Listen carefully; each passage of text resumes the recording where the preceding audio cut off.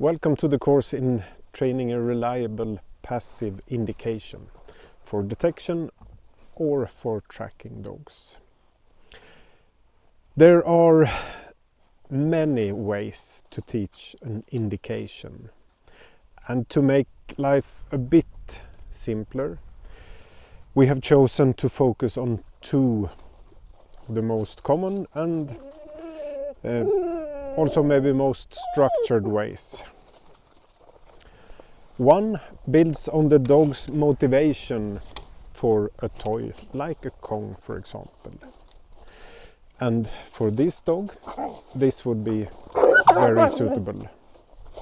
So in order to use the Kong method, if we may call it that, as a test, we can see how long will the dog search for the Kong when we have pretended to hide it in high grass or bushes or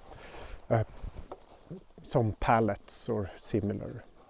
And if the dog is able to search for the Kong for at least 1 minute, 3 repetitions in a row, without seeking contact with the handler or starting to sniff dog pee or anything else, well, then using the Kong method will be successful.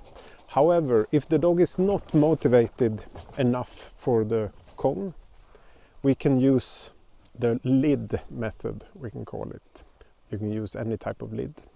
I like this one since it has our logo on it. But you can also use an ordinary soda bottle lid.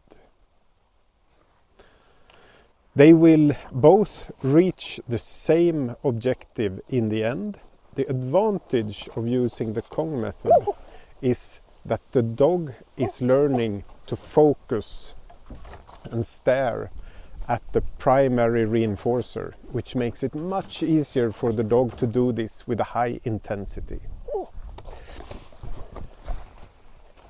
However, it's perfectly possible to first teach the indication with the lid and then switch to reinforcing with a Kong or a ball or something else.